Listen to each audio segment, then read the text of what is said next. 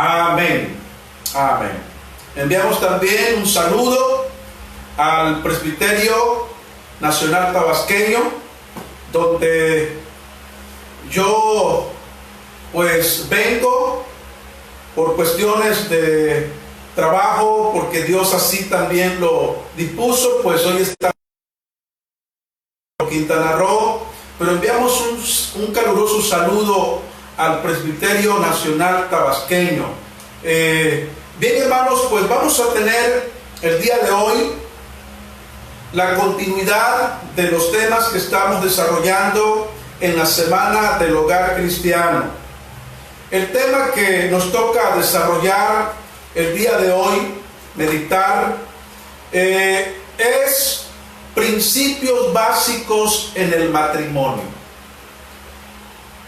Estamos contrarrestando la idea filosófica humanista, ya que el día de hoy impera esta idea del matrimonio. Y lo que nosotros estamos haciendo esta semana es recuperar, es leer en la palabra del Señor cuáles son los fundamentos, cuáles son los reglamentos que orientan o dirigen a todo lo que Dios ha creado. El ser humano, la naturaleza, el matrimonio, como ya lo hemos dicho, son cosas que Dios ha creado. Y lo primero que debemos recordar, hermanos, es que todo cuanto Dios ha creado, incluyendo el matrimonio, todo ha sido para la gloria de Él mismo. Y como primer principio básico, precisamente recordar lo que hasta ahora hemos estudiado. ¿Qué es lo que hemos estudiado hasta ahora? Lo primero, el principio. Dios es el autor del matrimonio. Es decir, el matrimonio es obra de Dios. Este principio, mis queridos hermanos y hermanas, es básico. ¿Por qué? Porque proporciona solidez al matrimonio. En contra de gran parte del pensamiento filosófico humanista, y especialmente la enseñanza contemporánea, pues hoy se ha reducido el matrimonio, hemos definido el matrimonio de manera errónea, como antes lo hemos mencionado de igual manera. Hemos olvidado que si Dios es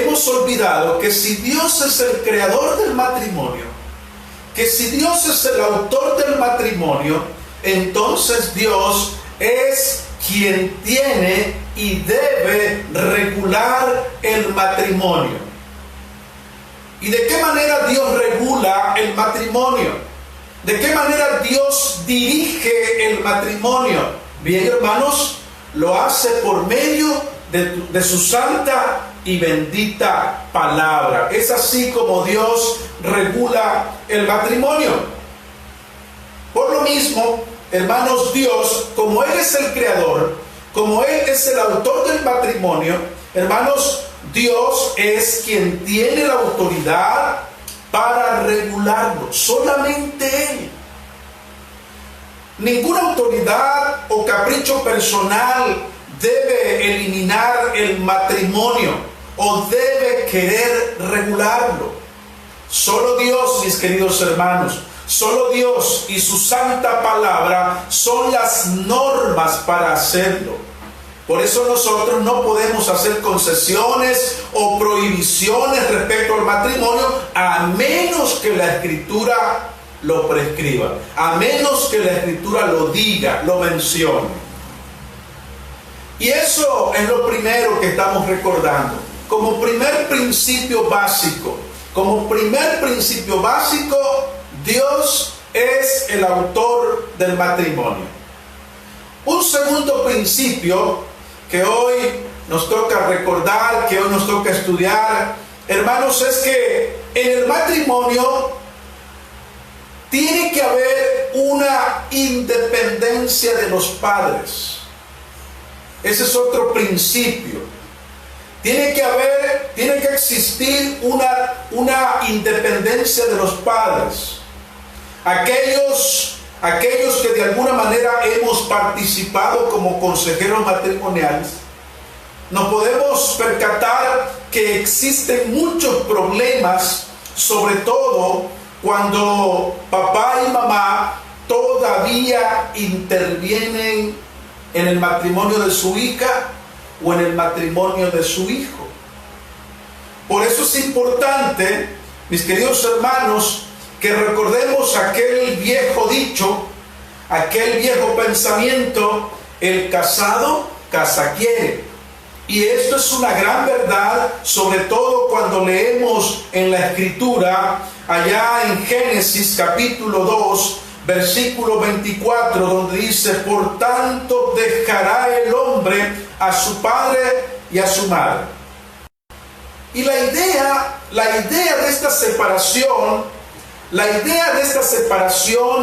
de los hijos con los padres, es para que los hijos empiecen a desarrollar su madurez, empiecen a desarrollar sus responsabilidades, ya que el marido tiene como responsabilidad sustentar a su esposa en todos los sentidos. Y cuando vienen los hijos, pues hay más responsabilidad aún. Por eso la Biblia no se equivoca con este principio. Y los padres, aclarar, hermanos, que dejar a padre y madre en el texto que hemos leído no significa abandonarlos, no significa dejarlos de ir a visitar, no significa que no vamos a escuchar algún consejo de nuestro papá o nuestra mamá. No significa eso, sino más bien, mis queridos hermanos, lo que nosotros debemos de cuidar de ellos, ya que en los 10 mandamientos, Dios nos pide de manera especial que cuidemos de ellos. Cuando nos dice en los 10 mandamientos: honra a tu padre y a tu madre. Y hay una responsabilidad allá, pero eso es otra cosa. Estamos hablando de una independencia de los padres, para que nosotros podamos desarrollar. Esto también implica dejar a padre y madre, también implica una independencia económica. Dejar a papá y a mamá significa dejar de depender de ellos económicamente. En el proceso creacional de Dios vemos lo siguiente: creó todo, creó plantas, creó animales, y al final de todo esto creó a un hombre, es decir, no a un niño, no a un adolescente, creó un hombre. Y entonces le asignó trabajo al hombre. Y también le asignó una ayuda idónea. Creó a una mujer, se la trajo en matrimonio y les dio el mandato de procrear hijos. Este hombre ya tenía trabajo y un lugar donde vivir, por cierto. Este hombre ya sabía trabajar. Así que lo que queremos en esta hermosa noche dejar en claro es que si el que quiere casarse es porque casa quiere, entonces la persona, el varón, la mujer, tendrán como responsabilidad ahora ya ser independiente. Y eso incluye ser independiente económicamente. Pero de igual manera, llega el momento en que el nuevo matrimonio tiene que tomar nuevas decisiones. Por ejemplo, hay familias, existen matrimonios hoy en día en donde a ver qué me dice mi papá. Déjame ver, a ver qué me dice mi mamá. Opina el esposo. Pero de igual manera opina la esposa. Sí, yo también voy a ver qué me dicen mis padres. No estoy diciendo que no escuchemos el consejo de los padres. Es más, los primeros consejeros en el matrimonio, ¿quiénes creen ustedes que deben de ser? Los primeros consejeros matrimoniales deben ser los padres. Los padres deben ser quienes deben aconsejar a los hijos en cómo desarrollar un matrimonio de acuerdo a los principios bíblicos. Esto también implica, cuando hablamos de esta independencia, también implica una independencia física. No está por demás, hermanos, comentar que los nuevos esposos deben ser independientes físicamente de los padres. Esto nuevamente nos sitúa en el plano de madurez, no solo emocional, sino también físicamente. Porque entonces ya el nuevo matrimonio empieza a tomar ya sus responsabilidades. El varón empieza a tomar su responsabilidad, la mujer, la nueva esposa, toma también su responsabilidad como mujer dentro del matrimonio. Entonces viene lo que se le puede decir una independencia hogareña, ¿verdad? Una independencia hogareña de los padres. Este aspecto, hermanos, es uno de los que causa más controversia. Muchos no logran cortar el cordón umbilical. Vivir con los papás no solo por un año, sino por muchos años. Hay familias que por cultura o por no querer dejar ir a los hijos, acostumbran a alojarlos en la misma casa. Allí residen varios matrimonios en una misma casa, residen varios matrimonios en un mismo hogar, varias cabezas en una misma casa, varias cabezas en una misma familia. Esta situación, mis queridos hermanos, evita que los nuevos matrimonios maduren y se hagan responsables por sí mismos. Por supuesto, cuando esto sucede, suele suceder la intromisión de los papás en lo económico, en la educación de los hijos, es decir, los nietos, y esto causa problema. Por eso, hermanos, este principio que estamos estudiando habla de una independencia de los hijos de los padres. Por eso dice la Biblia: por tanto dejará el hombre a su padre y a su madre. ¿Para qué? Para formar una nueva familia. Y este es el segundo principio que hoy estamos viendo. Un tercer principio, hermanos, el matrimonio es para toda la vida. El matrimonio es para toda la vida. Hermanos, desafortunadamente, este principio, como los que hemos mencionado anteriormente, este principio no es... ¿Qué es lo que hoy más está de moda? Este principio en la cuestión cultural, en el mundo en el que hoy nos toca vivir, este principio no es muy tomado en cuenta. Este principio, hermanos, que es importante en el matrimonio, que habla acerca de una permanencia, de una relación para toda la vida. Es más, hasta que la muerte los separe. Pero el matrimonio contemporáneo, los matrimonios de hoy, hermanos, son guiados, número uno, por la conveniencia. Los matrimonios de hoy son guiados por el sentimentalismo. Los matrimonios de hoy son prototipos, es decir, vamos a ver si esto funciona, vamos a probar, vamos a experimentar, si funciona le seguimos, pero si no funciona pues ahí le cortamos. Esto no es lo que esto no es lo que la Biblia nos ha enseñado. En Mateo capítulo 10, allá en sus casitas, vayamos a la palabra del Señor.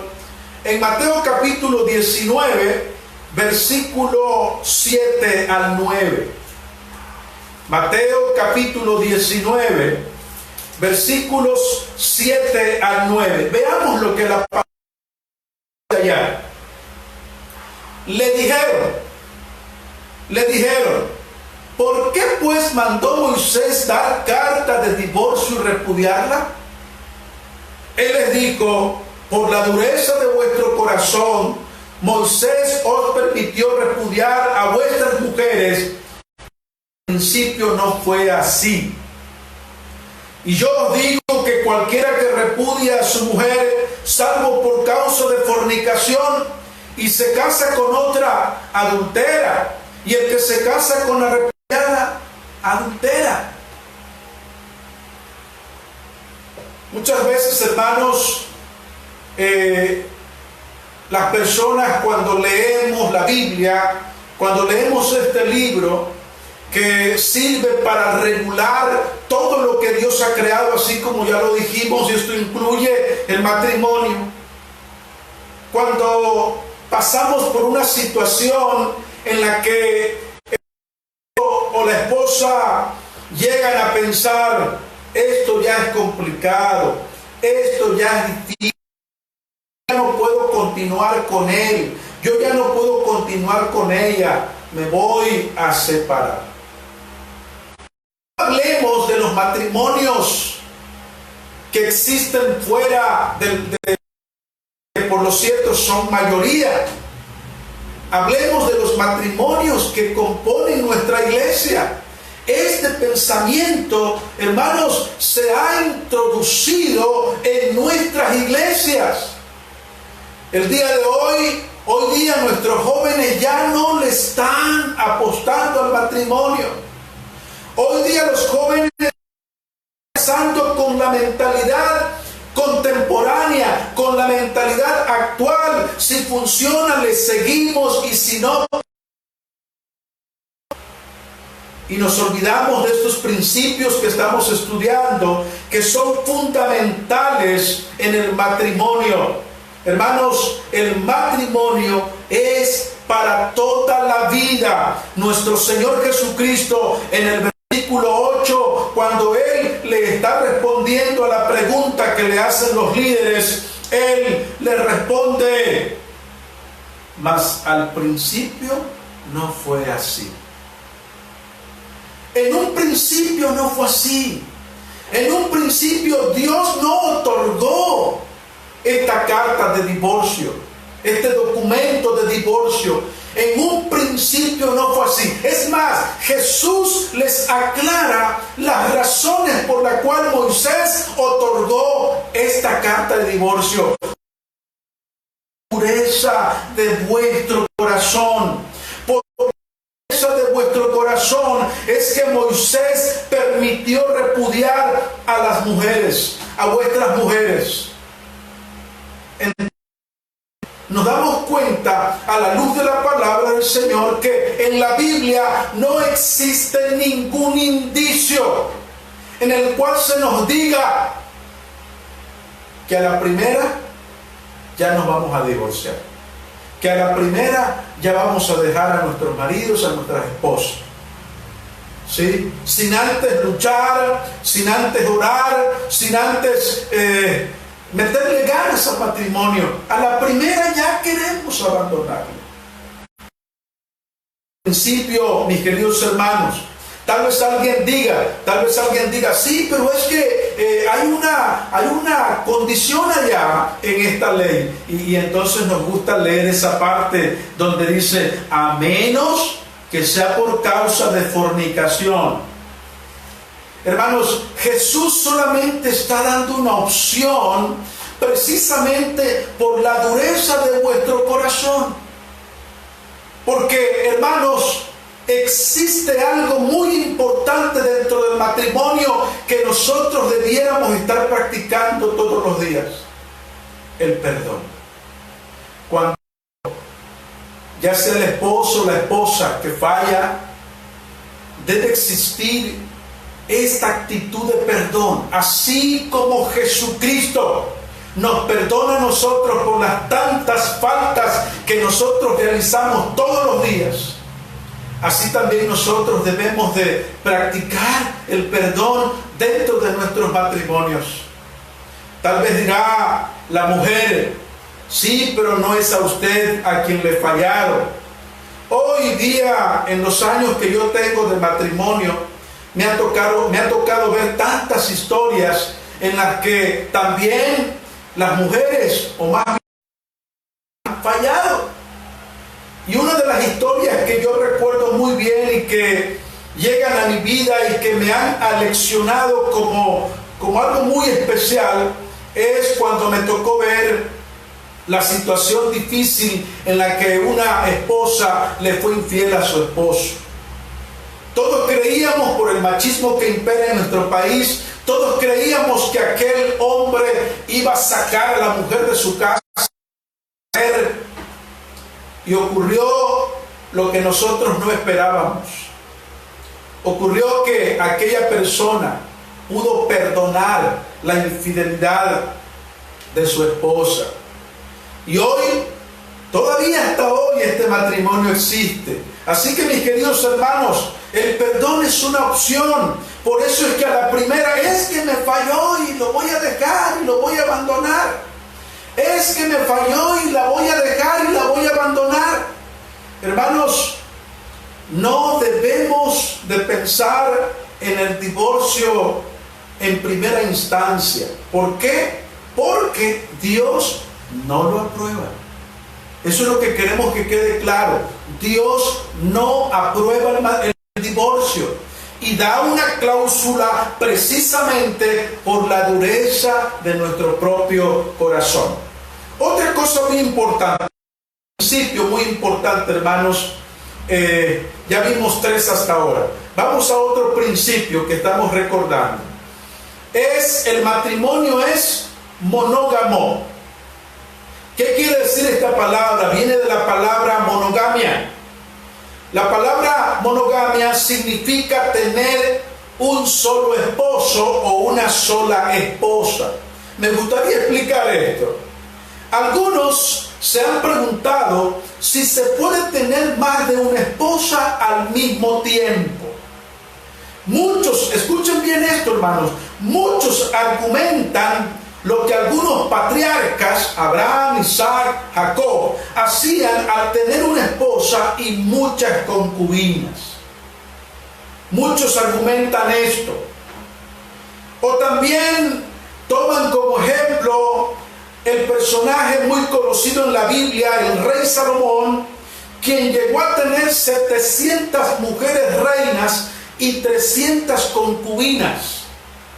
Este dato lo encontramos en Primero de Reyes, capítulo 11, versículo 3. Escuchen bien la explicación de esto, hermanos. Lo ideal es volver al plan original de Dios. Lo ideal es volver a lo que Dios creó en un principio. Dios, mis queridos hermanos, solo le trae a Adán una mujer. Si en el pensamiento de Dios esta idea es aprobada, entonces Dios hubiese sacado 2, 3, 4 costillas, hubiese presentado 3, 4, 5 mujeres y se las hubiese presentado a Adán. Aquí están tus mujeres. Pero no fue así, fue solo una mujer. Ahora, Dios no aprueba la poligamia, es decir, tener muchas mujeres. Lo que Dios sí aprueba es la monogamia, es decir, una sola esposa. Posteriormente, ya en los escritos del apóstol Pablo, en las recomendaciones que él da al pueblo de Israel, a la iglesia en ese momento, se recomienda que el obispo sea marido de una sola mujer. Es decir, que el varón sea marido de una sola mujer.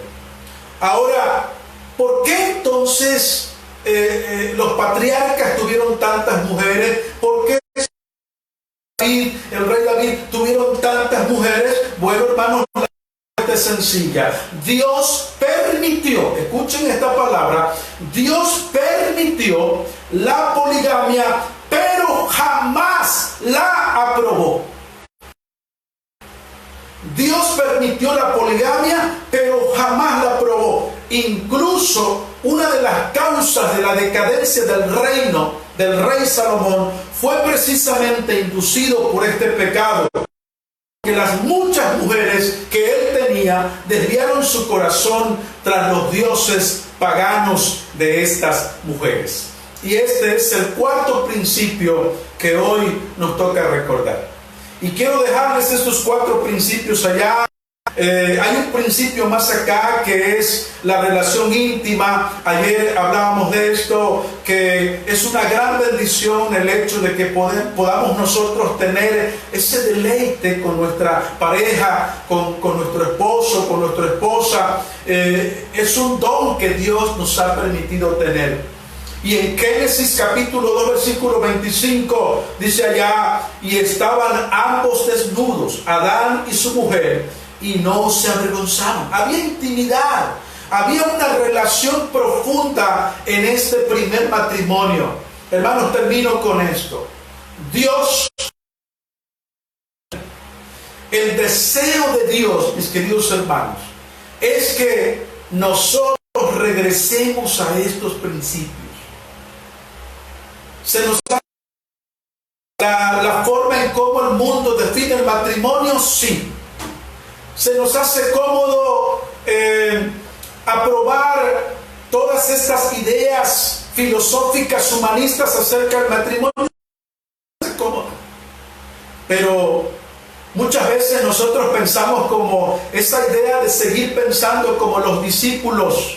Cuando Jesús les dio la condición del divorcio, del matrimonio, cuando Jesús les dijo que el matrimonio es para toda la vida, vean, hermanos, qué fue lo que los discípulos dijeron. Allá en Mateo 19:10, le dijeron sus discípulos: si así es la condición del hombre con su mujer, entonces no conviene casarse.